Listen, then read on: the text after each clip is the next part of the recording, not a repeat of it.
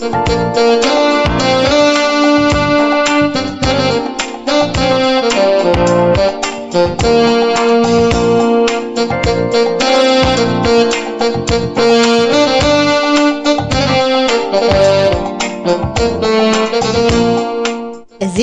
አገልግሎት ድምጽ ሰላምናዩ አገልግሎት ሬዲዮ ሰላምና ኩሉ ጊዜ ምሽት ካብ 8 ፈረቃን ክሳብ ሰዓት 9 31 ሓጺር ማዕበል ይፍኖ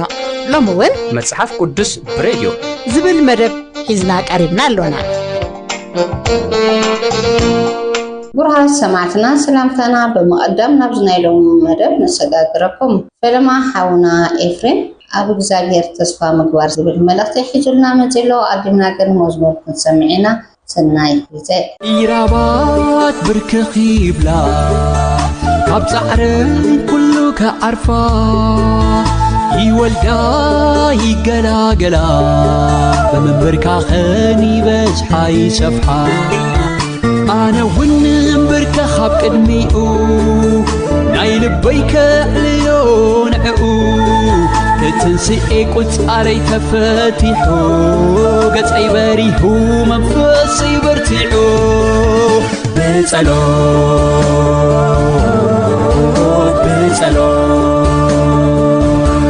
ክቡራት ተኸታተልቲ አገልግሎት ሬዲዮ ድምጽ ሰላምና ካብ እግዚአብሔር አቦናን ካብ ጎይታና ኢየሱስ ክርስቶስን ጸጋን ምሕረትን ሰላምን ምሳኻትኩም ይኹን ሎም ማዓንቲ እግዚአብሔር ፈቂድዎ በዚ ቃል እዚ ሓቢርና ክንዘራረብ ወይ ከዓ ነዚ ቃል እዚ ክንርኢና ኣብ እግዚአብሔር ተስፋ ምግባር ዝብል እዚ ተስፋ ምግባር ዝብል ሓሳብ ነቲ ቃል ተስፋ ዝብል እንተወሲድናዮ ተስፋ እንታይ ማለት እዩ ተስፋ ዝብል ሓሳብ ክልተ ትርጉም ንረኽበሉ እቲ ሓደ ዘይኮነ ነገር ዘይተፈጸመ እንተኾነ ግና ክኾነልካ እትጽበዮ ድሌት ወይ ከዓ ህንጡይነት እዩ እዚ ከዓኒ ተስፋ ዝተነግረካ ወይ ከዓ ዝሰማዕካዮ እሞ መዓልቱ ሓልዩ ዝኸውን ወይ ከዓ ዝፍጸም እዩ እቲ ካልኣይ ትርጉሙ ከዓ ንሓደ ነገር ምውካል ምድጋፍ ምጽጋዕ ምዕቋብ ምእማን ምዕራፍ ዝብል ትርጉም ንረኽበሉ እምበኣረይ ሎሚ በዚ ካልኣይ ትርጉሙ ኣብ እግዚአብሔር ተስፋ ምግባር ዝብል ሓሳብ ክንርኢ ኢና እዚ ክንብል ከለና ኣብ እግዚአብሔር ምውካል ምድጋፍ ኣብ እግዚአብሔር ምጽጋዕ ኣብ እግዚአብሔር ምዕቋብ ኣብ እግዚአብሔር ምእማን ኣብ እግዚአብሔር ምዕራፍ ማለትና እዩ ሰብ ኣብ ሰብ እኳ ተስፋ ዝገብር ናይ ሰብ ኣእዳው ናይ ሰብ ምኽሪ ናይ ሰብ ሓገዝ እኳ ዝጽበ ስለዚ ስለምንታይ ኢና ኣብ እግዚአብሔር ተስፋ ክንገብር ዘሎና ነዚ ዝነግረና ውሑዳት ነጥብታት ክንርኢና ቀዳማይ እግዚአብሔር ኩሉ ዝኽእል ኣምላኽ ምዃኑ ብምፍላጥ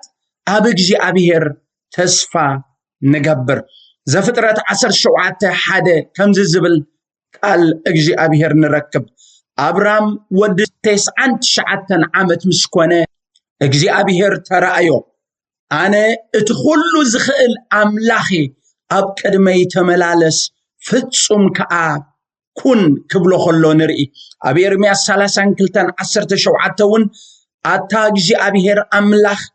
እነሆ በቲ ዓብይ ሓይልኻን በቲ ዝርጉሕ ቅልጽምካን ሰማይን ምድርን ዝገበርካ ንስኻ ኢኻ ንዓኻ ዘይከኣለካ ነገር የልቦን ይብል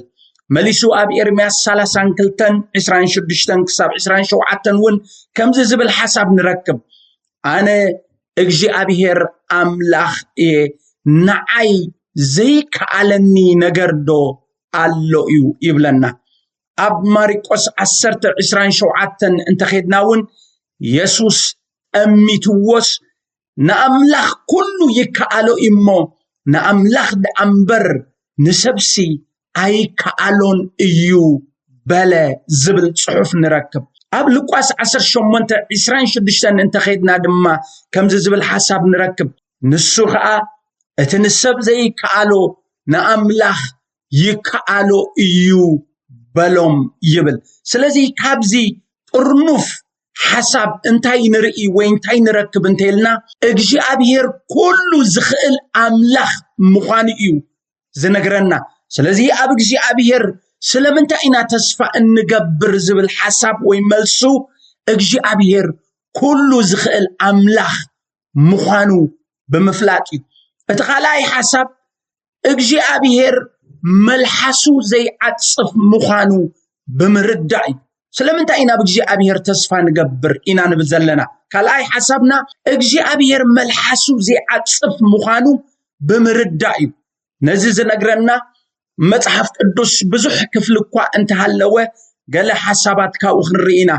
املاخ كيحسو سب ايكونن زبل صحف ابزهلكو 23 10 تشعت نركب اتقال دما خمزيبل املاخ كيحسو سب ايكونن كي تعسكا ود سب ايكونن نسو زبلوس اي قبروندو التزاربوس اي فتسموندو يبلنا كال اب ابراويان 16 نركب تقال كمزيبل بتن املاخ كحسو ولن زي كال كلته زي لوطا نجر غيرنا نحنا نتا اب قدمينا زلا تسفا نمحز هاديمنا زوطانا برتع متصننا كنركب إنا يبلنا سلازي أبز طرنف حساب انترينا يو اجي أبيهر ملحسو زي عطف مخانو بمردة إنا أبجي أبيهر تسفى النقبر سالساي زموته هيوت ززر أملاخ مخانو بمفلات إذا ما أمتحف نبي هزكيل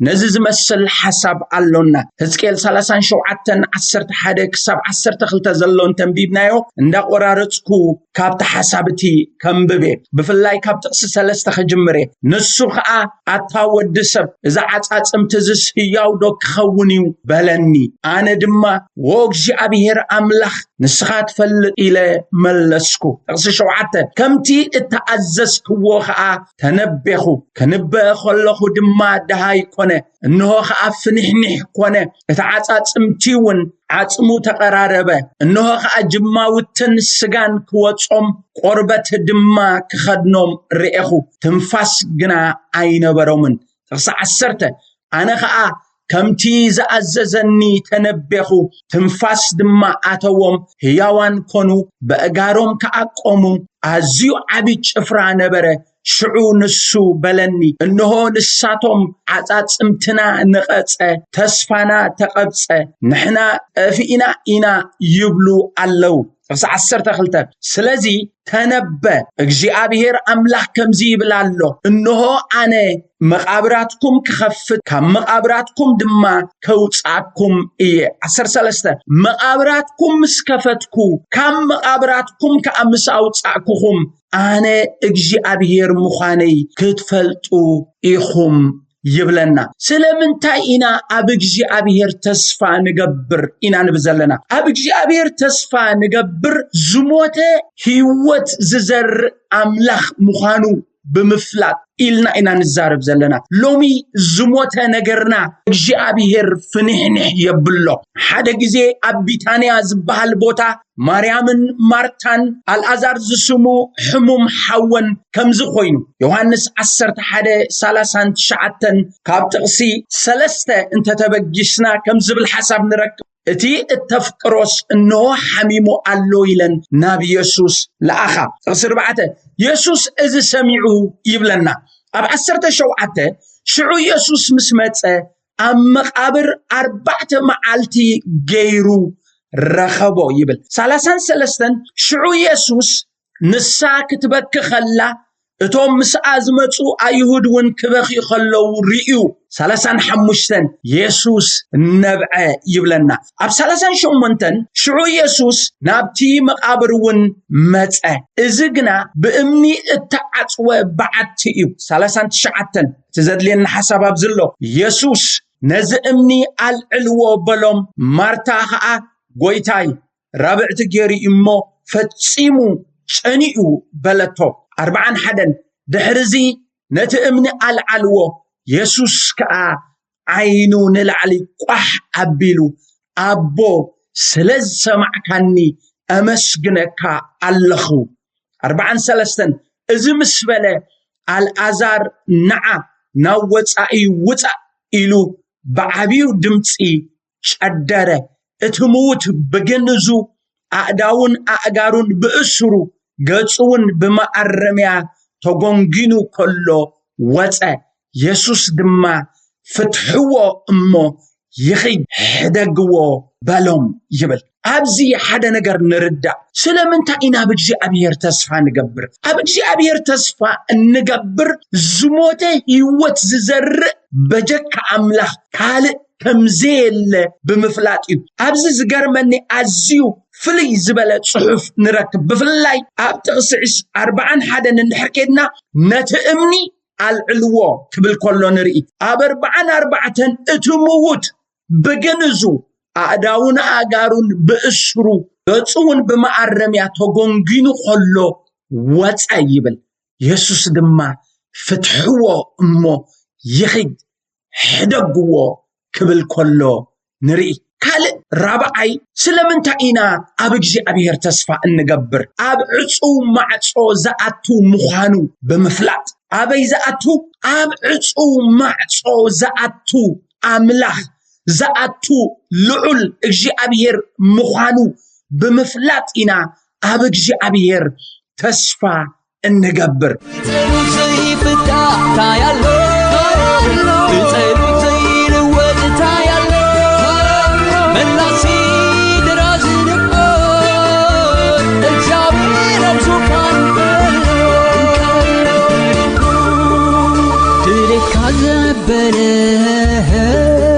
بتقلوت دمانون مسناي مسغانا عباي فلت امبر بقلي تجنق زبال اغزابير يقربا أسعيو حونا إبن إزر كبر حركة صلاة صلو الزبل كالأي كفال حيلنا قريب الله سناي جزاء طبب سب مخرس قاتنا حلي كمبر كخين عبتزتك حلي فتحي كاب قطو يوز وطي أموني كدر زون نبحاتي بصلوت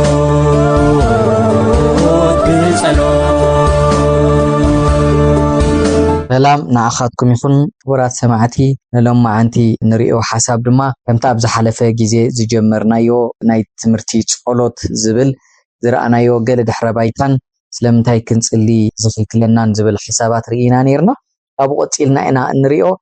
قلت انتاناوي تيولوجيكاوي ويدماني سنمولوكوتاوي زخونة الرأياتات كنرئمو كاوغا منسي قتلنا قل نتبتات كنرئينا زابير تمسجن يخون تمهرتي ملوكوت نصولت قابنز صعب نتبتات أغميتو والله مستير سلاسين صولتن كم حدا تراخبو زقبوهم نايكلت نقرات كيرو أرئينا ألو أبزي صحفاتنا كردئنا خلو نمنتاي اتي قولوت بحيل منفس قدو تدريخو مما أعمال النت ود يسوس كريستوس عبيلو ناب عملاخ زقرب مغانو يسوس بسمي زلمنكم وزبلو خلو دما كقابرو الكومي كم زبالي أب يوهانس معرف 14 وزر 13 سلازي كريستياناوي صلوت كل جيزي بسم يسوس كتصلي بسم يسوس كجمرن كودن يقبؤيو مالتيو سلازي تقداماي نتبي ويدما الرأي نايتيولوجي سلاسين مستير صلوتن أبو تخاتيتو أفتي صلوتي أتو نمنتاي ودن أبون منفس قدسن كوينوم زعيو عيو مخانو دما اتقالو يحبرنا አሎ مزي نا يوحنس رينا مالتيو قال قولوتن للاونت نا املاخن زيتل املاخ زلو نصولت كنغبرو زغبنا نغري هذا سب املاخ كله كاب فلسي سلمتاي كنصليد لنا إلو حتى يخلي تيولوجي جن ويدما سنه ملوكوت كمزي لو يملسلنا صولوت نا املاخ حسابو كنقير زي كونس نعانا كم فقد املاخ غيرنا كنصلن مسفقد املاخن حساب املاخن تسمامعنا كنتيد زغبري املاخ كله سلازفلت صولوت عيد لناني زي كونس هيداني فقادو حسابون مخرون علامون تردينا نخيد مهلاونا يردئنالو قال دما صولوت كمستراوي سوتافي مالت مستي حبرت املاخ مستمنغست املاخ كميغرنا نغاطم كم زلنا ينغرنا اذي مالت هابني طراي زي كونسي مس املاخ حبرت كم زلنا ويدما حبرت كنفطر كم نخل دما يغبرنا اذ دما سب كابتو غوزاوي عالم وصيو مستي زل عالماوي ويدما መለኮታዊ ዝኾነ መንግስቲ ኣምላኽ ክራኸብ ድልድል ዝፈጥር ኃይሊ እዩ ስለዚ ጸሎት ምስ ኣምላኽ ሕብረት ክንህሉ ይገብረና ኣምላኽ እተመስገነ ይኹን ገለ ነጥብታት ሕጂ ክንርአና እሞ ብሓር ድማ ኣብቲ ብሰፊሕ ንኹሉ ክንርአና እዚ ዓይነታት ጸሎት ብመጽሓፍ ቅዱስና ገለ ክንርአ ከለና ኣብ ሓደ ምስጋናን ኣምልኾን እዩ እዚ ንኣምላኽ ስለ ማንነቱን ቅዱስነቱን ግርሙኡን እንውድሶ ናይ ውዳሴ ወይ ድማ ናይ ምስጋናን ኣምልኾን ጸሎት እዩ እቲ ካልኣይ ድማ ዓሳን ንዛዜን ወይ ድማ ስለ ሓጢኣትካ የቅሬታ ደሊኻ ኣብ ቅድመ ኣምላኽ ትቀርቦ ናይ ኣማለድነት ወይ ድማ ናይ ልመና ጸሎት ወይ ድማ ናይ ዓሳን ንዛዜን እቲ ሳልሳይ ድማ ምስጋና እዩ ምስጋና ድማ ስለቲ ዝገበረልካ ሰናይ ነገር ስለቲ እግዚአብሔር ኩሉ ኣባኻ ዝሰርሖ ደሎ ነገር እዩ ዘረደና እቲ ራብዓይ ንሪኦ ድማኒ ልመና ማለት እዩ ዝኻኒ ስለ ውልቅሳ ይኸውን ይኽእል ስለ ሃገር ስለ መራሕቲ ስለ ቤተሰብ ስለ ቤተክርስቲያን ስለ ካልእ ነገራት ኣዝዩ ብዙሕ ክኸውን ይኽእል እንታ ክትገብር ከለኻ ትልምን ከለኻ እዩ ስለዚ ኣማላድነት ወይ ድማ መምላድ ኢልና ኻኒ ንገልጾ ኣለና እስኪ ምስናይ ክንብሎ ጸናሕና ኣተኣሳሲርና ድሕረ ባይታን ጥቕሚ ጸሎትን ኣባና ኣመንቲ እንታይ ይጠቕሙ እንድሕሪልና ሓደ መንፈሳዊ ውግእ እዩ ጸሎት ንዕርድታት ነቲ ጽኑዕ ዕርድታት ድማ እንታይ ክገብር ዝኽእል ኃይሊ ዘለዎ ከፍርስ ዝኽእል ናይ ጸልማት ናይ ሰይጣን ስራሕ ከፍርስ ዝኽእል ነቲ ስውር ነቲ ጸልማት ዝጎልቢቡ ዝዓዮ ስራሕ ዲያብሎስ ከፍርስ ዝኽእል ኃይሊ ከም ዘለዎ እዩ ቃል እግዚአብሔር ዝነግረና እዚ ኣብ ኤፌሶን ምዕራፍ 6:18 እንተንቢብና ከምዚ ይብለና ብኹሉ ጸሎትን ልማኖን ኩሉ ሰዓት ብመንፈስ እናጸልይኹም እሞ ምስናይ ዝውን ብኹሉ እናተጸመምኩም ስለ ኩሎም ቅዱሳን ብጸሎት ንቕሑ ምእንታናውን ኣፍና ክንከፍት ነቲ ወንጌልን ብኃይሊ ቃል ኣምላኽ ክንዛረብ ወሃበና ብዛዕባኡ መቋሒውን ተኣሰርኩሉ ልኡኸሞ ከም ዝግባእ ኮይነ ምዝራብ ክትኽእል ጸልዩ ኢለይ እናበለ ኣብቲ ጽሑፍ ይነገርና እንታይ እንገብረሉ ሓደ እዩ ነቲ ስራሕ ጸልማት ወይ ድማ ስራሕ ሰይጣን እንዋጋአሉ ስራሕ እዩ ማለት እዩ እቲ ካልኣይ ድማ ጸሎት ምንጪ ሰላም እዩ ሰላም ዝህበና ንጭንቀትና ዘርፍቕ ኣብ ኩንዱ ድማ ሰላማዊ ዝኾነ ወይ ድማ ዘለዓለማዊ ዝኾነ ሰላም ኣብ ልብና ዝፈሰሉ መንገዲ ጸሎት እዩ ማለት እዩ እዚ ኣብ ፊልጵ ከምዚ ብለና ምዕራፍ 4:6 ኢሌትኩም ዘበለስ ብጸሎትን ልማኖን ምስናይ ምስጋና ኣብ ኣምላኽ ይፈለጥ እምበር ብገለ እኳ ይትጨንቁ እቲ ካብ ኩሉ እምሮ ዝበለጽ ሰላም ኣምላኽ ድማ ንልብኹምን ሓሳብኩምን ብክርስቶስ ኢየሱስ ክሕልዎ እዩ ብስተርፈስ ኣሕዋተይ ናበለ እቲ ሓሳብ መጽሓፍ ቅዱስና ይቕጽል ኣሎ እግዚአብሔር ግና እንታይ ይብሎ ድሌትኩም ዘበለስ ብጸሎትን ልማኖን ምስጋናን እዩ ይብለና ኣብቲ ጸሎትን ምስጋናን ክትህሉ ከለኻ ዘለዓለማዊ ዝኾነ ሰላም ኣብ ልብኻ ይመልእ እንቀትካን ሓርቃንካን ጸበባኻን ከዓ ካባኻ የልግስ ማለት እዩ ካልእ ጸሎት መንፈሳዊ ዕቤትና ድማ ይትክእ ወይ ድማ መንፈሳዊ ዕቤትና የስተኻኽል እዩ ጸሎት ምስ ኣምላኽ ዝቐርበሉ ካብ ኮነ ስለዚ ባህርያትና ክቕየር ፍረ መንፈስ ቅዱስ ድማ ብህይወትና ክፈሪ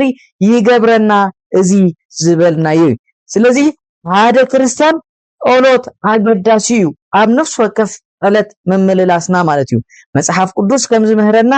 ጸሎት ንኹሉ ነገራዊ ዘሎን መንፈሳዊ ነገርን እንታይ ዝገብር ዘሰማምዕ ንሕና ኃይሊ ክንረክብ ኣብ ኩሉ ኸነምልጥ ይገብረና ንሰብ ካብ ምድራዊ ዓለማውን ናብ ሰማያውን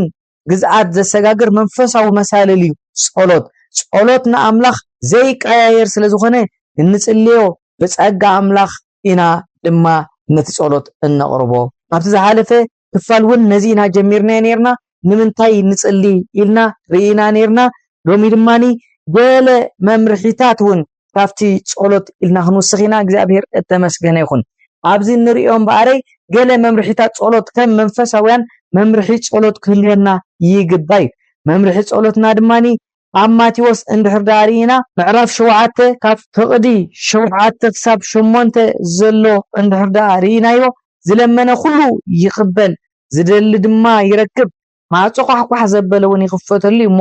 ለምኑ ክወሃበኩም እዩ ድለዩ ክትረኽቡ ኢኹም ማዕጾ ቋሕቋሕ ብሉ ክፈተልኩም እዩ ይብለና ኣብ መጽሓፍ ቅዱስና ስለዚ ዝለመነ ይቅበል ይብለና ኣሎ ኣብ ቅድመ ኣምላኽ እንልምኖ ልማኖ እንጽልዮ ጸሎት እንኹሕኩሖ ምኹሕኳሕ እግዚአብሔር ይቅበሎን ይሰምዖን እዩ ከምዚ ቃል ኣምላኽ መሰረት ጌርና መስንደሊ ከምቲ ክኽፈተሉ ዝደሊ ንማዕጾ ደጋጊሙ ዝኹሕኩሕ ከምቲ ይቅበል ደልዩ ኩሉ ግዜ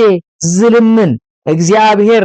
ይህብን ይሰምዕን ልማኖ ይምልስን እዩ እግዚአብሔር ተመስገን ይኹን ከምኡን ኣብ ዳንኤል ምዕራፍ 10 ቁጽሪ 12 እንድሕር ሪእናዮ ን21 መዓልታት ከም ዝጸለየ እዚ ድማ ነቲ ዝለመኖ ጸሎት ኣብ ቅድመ ኣምላኽ ናይ ጸሎት ግዜ ገደብ የብሉን ስለዚ ስጋዕዚ መዓልቲ እዚ ክሳዕዚ ዕለት እዚ ክሳዕዚ ዋርሕ እዚ ኢልና ዘይኮነስ እግዚአብሔር ክሳዕ ዝምልስ ድለይኒ ክትረኽቡን ኢኹም ስለ ዝብል ቃሉ ደጋጊምና እንኩሕኩሕ ደጋጊምና ክንጽውዕ ይግባአና እግዚአብሔር ታይ ስጋዕ ዝገብሮ ማዕጽኡ ስጋዕ ዘርሕዎ ድምጽና ስጋዕ ዝሰምዖ መልሲ ድማ ካብ ኣምላኽ ክሳዕ እንቅበል እዚ ማዕጾ ከይቀበጽካ ምኹሕኳሕ ኣብ መለኮታዊ ማዕጾ መኽፋት እዩ ዘርእየና እዚ ድማ ናይ ህይወት ናይ ቤት ናይ ሃገር ናይ ቤተክርስቲያን ለውጢ ክመጽእ እንተኮይኑ መንፈሳዊ መለኮታዊ ዝኾነ ነገር ሓይሊ ወይ ማዕጾ ክፍፈት ኣለዎ እሱ ድማ ከይቀበጽካ ወይ ድማ ነቲ ማዕጾ ሸለል ከይበልካ ምኹሕኳሕ የድሊ እዚ ኣብ ወንጌል ዮሐንስ ምዕራፍ 1 ቁጽሪ 45 ክሳብ 51 እንተሪእናዮ ብዛዕባ ፊልጶስ ኣብ ተጻሒፍልና ኣሎ ከምዚ ይብል ፊልጶስን ናትናኤልን ረኸቦሞ እቲ ሙሴ ኣብ ሕግን ነቢያትን ብዛዕባ ተጽፈ ዝወዲ ዮሴፍ በዓል ናዝሬት ረኺብናዮ በሎ ናትናኤል ድማ ካብ ናዝሬት ዶ ገለ ሰናይ ክወጽእ ይከኣል እዩ በሎ ፊልጶስን ንዓ ሬ በሎ ኢየሱስ ንናትናኤል ናብኡ ክመጽእ ከሎ ምስ ረኣዮ ብዛዕባ ከምዚ በለ እነሆ ጉርሒ ዘይብሉ ኩኑዕ እስራኤላዊ በለ ናትናኤል ኣበይ ትፈልጠኒ በሎ ኢየሱስ ከዓ ፊልጶስ ከይጸዋዓካ ኣብ ትሕቲ ኦም በለስ ከለኻ ሪኤካ ኢሉ መለሰሉ ናትናኤል ድማ ረቢ ንስኻ ወዲ ኣምላኽ ኢኻ ንስኻ ንጉስ እስራኤል ኢኻ ኢሉ መለሰሉ ኢየሱስ ድማ ኣብ ትሕቲ በለስ ሪኤካ ስለ ዝበልኩኻ ዶ ኣመንካ ኣብዚ ዝዓቢ ነገር ክትርኢ ኢኻ ኢሉ መለሰሉ ካብ ሕጂ ሰማይ ተኸፊቱ መላእኽቲ ኣምላኽ እውን ናብ ላዕሊ ወዲ ሰብ ክድይቡን ክወርዱን ከም ትርእዩ ብሓቂ እብለኩም ኣለኹ ኢሉ ኣብዚ ጽሑፍ እዚ ይነግረና ስለዚ ነዚ ሰብ እዚ መለኮታዊ ዝኾነ ነገር እግዚአብሔር ክኸፍተሉ ከሎ ኣብቲ ጽሑፍ እዚ ንሪኦ ወይ ድማ ነንብቦ ኣለና ጸሎት ነቲ ዝተዓጽወ ነገር ዝኸፍት ናይ ክርስቶስ ፍሉይ ህያብ ምዃኑ ክንርዳእ ይግባአና እዩ ኣበይ ቦታ ኢና እንጽሊ ንዝብል ሓሳብ ድማ እግዚአብሔር ከምዚ ኢሉ ኣቐሚጥልና ኣሎ ኣብ ወንጌል ማቴዎስ ምዕራፍ 6 ቁጽሪ 5-6 እንድሕር ሪእናዮ ከምዚ ዝብል ቃል እግዚአብሔር ኣብኡ ተጻሒፉሎ ንዓና እግዚአብሔር ተመስገነ ይኹን ንስኻትኩም ክትጽልዩ ከለኹም ቶም ጉቡዛት ብሰብ ምእንቲ ክረኣዩ ኣብ ኣባይቲ ጸሎትን ኣብ ቀራና መንገድን ደው ክብሉ ትጽልዩን ይፈትው እዮም እሞ ተማታቶም ኣይትኹኑ ሓስቦም ከም ዝወስዱ ብሓቂ እብለኩም ኣለኹ ንስኻስ ክትጽሊ ከለኻ ናብ ቤትካ ኣቶ ማዕጾኻ ኣዕጾ እቲ ብሕቡእ ዘሎ ኣቦኻ ለምኖ እቲ ብሕቡእ ዝርኢ ኣቦኻ ድማ ብጉሁድ ክህበካ ክሕሰካን እዩ ኢሉ ይዛረበና ነቶም ኣሕዛብ ክገልጾም ከለኻ ብምብዛሕ ዘረብኦም ዝስምዑ ይመስሉ እቲ ቀንዲ ስፍራ ጸሎትና ኣብ ልብና እዩ ንምንታይ ጸሎትና ካብ ልብና እዩ ዝብገስን ዝጅምርን ንምንታይ ሓሳባትና ካብ ልብናን ስለ ዝብገስ ጸሎትና ካብ ውሽጢ ልብና ክኸውን ኣለዎ ከምዛ ኣብ ማቴዎስ ተዛሪቡ ዘሎ ድማ ኣብ ኣባይቲ ጸሎትን ኣብ ቀራና መንገድን ትጽልዩ ትስምዑ ስለ ዝመስሎም ኣብ መንገድን ቀራና ቦታታትን ኮይኖም ጸሎት ይዛረቡ እዚኦም ሰባት እዚኣቶም ውሽጦም ስለ ዘይተበገሰ ኣስቦም ከም ዝቕበሉ ካብ ሰባት እዩ ዝገልጸና እዚኦም ኮን ፍዓት ጸለይትዮም እዚኦም ኮ ቀትርን ለይትን ይጽልዮም እዚኦም ኮ ኩሉ ግዜ ብዛዕባ እዚ ነገር እዚ ይብሉዮም ይብሉ ካብ ልቦም ስለ ዘይኮነ ድማ ኣስቦም ካብቶም ዝንእድዎምን ተስፋ ዝህብዎምን ሰባት እዩ ዝኸውን ንስኻ ክትጽሊ ከለኻ ማዕጾኻ ዕጾ ይብለና ነቲ ስፍራ ጸሎትና ኣብ ጥቕሲ እዚ ግቡዝ ዝብል ይጠቅስ ዝጠቕስ ዝክልተ ነገር ይወዳድረልና ኣሎ ኣብ መንጎ ብሕቡእ ዝልመን ልማኖን ወይ ዝጽለ ጸሎትን ኣብ መንጎቶም ግቡዛትን ይዛረበና እቲ ሕቡእ ዘሎ ኣባኻ ወይ ድማ እቲ ዝተሓብአ ምስጢር ኣባኻ ዘሎ ንኣቦኻ ጥራይ ንገሮ ስለዚ ናብ ኣቦ ክትኣቱ ናብቲ ሕልፍኒ ናብቲ ማዕጾ ቤትካ ዓጺኻ ክትኣቱ ይግባእ ንስኻ ናብቲ ሕቡእ ክትኣቱ ከለኻ ንሱ ድማ ኣብ ጉሁድ የስሕሰካ እቲ ኩሉ ዝኽእል ኣምላኽ ከምኡ ዝገብር ብሕቡእ ቦታ ተዘይብልና ወይ ናይ ጸሎት ቦታ ተዘይብልና ድማ ኣዚና ተዳኸምና ኢና እንኸውን ስለዚ ኩሉ ግዜ ካብ ልብና ተበጊሱ ንስፍራ ጸሎት ይሃልወና ተረባ በመብዛሕ ወይ ድማ በምጥባር መንፈሕን ኣእምሮ ዘይኮነሲ ብጽውልና ህድኢልና በመስጢራት ድምጽን ምስ መንፈስ ቅዱስን ክንሰምዕን ክንጽልን ይዘለና ስለዚ ጸሎትና ኣብ ውሽጥና ምስ ጎይታን ጥራይ ክኸውን ይግባእ ይብለና ኣሎ ማዕጾና ዓጺና ኣብ ቅድመ ኣምላኽ ኣብ ንቀርበሉ ግዜ እግዚአብሔር ብጉሁድ ከም ዝኽሕስ መልሱ ኣብ ኣዳባይ ከም ዝገብር ቃል እግዚአብሔር ይነግረና ኣሎ ኣብ ነገሥት ምዕራፍ 18 ቁጽሪ 36 ክሳብ 35 እንድሕር ዳሪናዮ ኣብኡ ከምዚሉ ተዛሪብና ኣሎ ሆነ ድማ በታ መስዋዕት ብልዒ ዘቅርበላ ግዜ ነቢ ኤልያስ ቀሪቡ ወእግዚአብሔር አምላኽ አብርሃምን ይስሐቅን እስራኤልን ንስኻ ኣብ እስራኤል አምላኽ ከም ዝኾንካ ኣነ ወና አገልጋሊኻ ምዃነይ እዚ ሁሉ ድማ በትእዛዝካ ከም ዝገበርክዎ ሎሚ ኣፍልጥ እዞም ህዝቢ እዚኣቶም ከዓ ንስኻ እግዚአብሔር አምላኽ ከም ዝኾንካ ንልቦም ድማ ንስኻ ከም ዝመለስካዮን ትፈልጡስ ምላሽ ሃብኒ ወእግዚአብሔር ምላሽ ሃብኒ በለ ሽዑ ሓዊ እግዚአብሔር ወረደ እቲ ዝሓርር መስዋዕትን እንፀይትን ነተኣማንነት ሓመድን ድማ ወልዖ እቲ ኣብ ጉድጓድ ዝነበረ ማይውን ለሓሶ ይብለና እቲ ምስ አምላኽን ምስ ሓሳብ አምላኽን ኮይኑ ዝጽለ ጸሎት እግዚአብሔር ብመለኮታዊ ስልጣኑን መንገዱን የርዩ እግዚአብሔር ዝምልሰልና እግዚአብሔር እተመስገነ ይኹን ኣብቲ ድቅጽል ብዛዕባቲ እግዚአብሔር ወይ ድማ አቦ ኣብ ሰማይ ትነብር አቦና ኢሎም ዝጽልይዎ ጎይታ ኢየሱስ ክርስቶስ ንደቀ መዛሙርቱ ዝመሃሮምን ኃይሊ ጸሎትን ሒዝና ክንጠርቢና ሳዝመጽ ሰሙን ሰሰናይ ንኹልና እግዚአብሔር ዘመንኩም ህይወትኩም ይባርክ ተባረኹ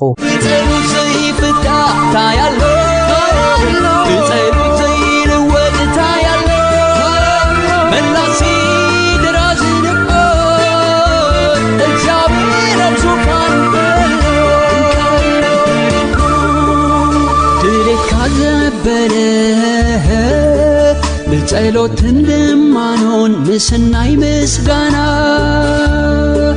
አባይ ፈለጥ እምበር ብገለይ ትጨንቕ ዝበለ እግዚአብሔር ይቀረባ ውራስ ሰማዕትና አገልግሎት ድምጽ ሰላምና ኢኹም ክትከታተሉ ጸኒሕኩም በኢንተርኔት ንትከታተሉ ኣብ መርበብ ሓበሬታ www.salamna.org ትረኽቡና ከምኡውን ብፌስቡክን ብዩቲዩብን ኣብ ቮይስ ኦፍ ሰላምና ትረኽቡና ሕቶ ርኢቶ ወይ ከዓ ከተበርክትዎ እትደልዩ ሓበሬታ ምዝህልወኩም voice of salamna@yahoo.com ኢልኩም ስለዱልና ጽባሕ መንሰይን ህይወቱን ዝብል መደብና ክትከታተሉ ብኽብሪ ንዕድመኩም ናኻይ ዘምል ጀማሪ እምነት ደምዳሜያን ዝኾንካ ክርስቶስ ስምካ ይባረኽ ወለዲ መርገም ሓዲግና ስለ ደቅና ናብ ጸሎት ንመለስ ሐዋርያ ጳውሎስ ኣብቲ ኣብ መወዳእታ ዘመን ክፉእ ዘመን ከም ዝመጽእ ጠንቂርና ኣሎ ስለዚ ነቲ ኣብ መንጎናን ኣብ መንጎ ደቅናን ተፈጢሩ ዘሎ ናይ ዕድመ ጋግ ንኽንርድኦም ከይከኣለና ኣእዛንናን ደገ ልብናን ከፊትና ንኽንሰምዖም ምእንቲ ስለ ገዛ ርእስና ንኹሉ ንጸሊ ብሰንካ ኣብ ኩሉ ኩርናዓት ህይወት ዘጋጥሞም ጸቕጢ ወጥሪ ፍርሂ ምሽቁራር ካብ ዘይደልይዎ ሓደገኛ ውሳኔታት ድሒኖም ቅርዑውን ጥዕን ርሑቕ ዝዓለመ ህይወት ንኽመርሑ ንጸልየሎም ካብቲ ኣብ ልዕሊ መንእሰያት ተፈንዩ ዘሎ መንፈስ ናይ ርኽሰት ዕብዳንን ግብረ ሰደማውነትን ካልእን ንኽዕቀቡ ነቲ ሓቀኛ መገዲ ኣምላኽ ክረኽብዎ ብዕረፍቲ ንኽመላለሱ ነቲ ኣብዛ ዓለም እዚኣ ዝገዝእ ዘሎ ክፉእ መንፈስ ብንጹር ኣለልዮም ካብ መርበቡ ሓራ ኮይኖም ነቲ ጽቡቕ ብምድላይ ህይወቶም ኣብ ትሕቲ መንፈስ ቅዱስን ቃል ኣምላኽን ንኸግዝኡ ንጸልየሎም ካብ ትዕቢትን ትምክሕትን ርሒቖም ንገዛእ ርእሶም ትሕት ብምባል ንገጽ ዓበይቲ ክፈርሁን ከኽብሩን ንጸልየሎም ደጋጊምና ንጸልየሎም ናኻይ ዘምል ጀማሪ እምነት ደምዳሜያን ዝኾንካ ክርስቶስ ስምካ ይባረኽ ስምካ ይባረኽ ስምካ ይባረኽ ስምካ ይባረኽ ስምካ ይባረኽ ስምካ ይመስገን ስምካ ይመስገን ስምካ ይመስገን ስምካ ይመስገን ኣነ ንዓኻ ኸምልኽ ኢየሱሰይ ንዓይ ክትባረኽ ኣሜን ከምዚ ለምሳኻ ምንባረይ كندي كنت عاويتولي أخاويني أنا خملق بتوي بيتي كتبر أمين كمزي لمساقا من باري كندي تعاويتي كندي تعاويتي ناي تعاويتي كندي تعاويتي يسوس تمسيني يسوس تمسيني ويدا تبارك أبوي تبارك كتملخني كل نجرك كبار خير زبلكني كم تغالك عيتفلخن نقل والنهار يقبني كم تمهتك عيتفلخن نقل والنهار يقبني كم تسقاخ عيتفلخن نقل والنهار يقبني اللي والنهار يقبني اللي والنهار يقبني اللي والنهار يقبني اللي والنهار يقبني أنا خملق يسوسينا عيك تبار أمين كم زي لمساقا من باري كندي كنت عاويتولي أخاويني أنا خملق بتوي بيتي كتبار أمين كم زي لمساقا من باري كندي تعاويتي كندي تعاويتي ناي تعاويتي كندي تعاويتي يسوس تمسيني يسوس تمسيني ويدا تبارك أبوي تبارك مسكنني كل مرحني كتريخا زبلكاني إنا مسكن فوخا ريايوي أبي وجهي ملحانك إنا مسكن فوخا ريايوي أبي وجهي على واخ إنا مسكن فوخا ريايوي أبيتي على واخ ريايوي على واخ ريايوي ملحانك ريايوي على واخ ريايوي ملحانك أنا خملق يسوسينا عيك تبار أمين كم زي لمساقا من باري كندي كنت عاويتولي أخاويني أنا خملق بتوي بيتي كتبار أمين كم زي لمساقا من باري كندي تعاويتي كندي تعاويتي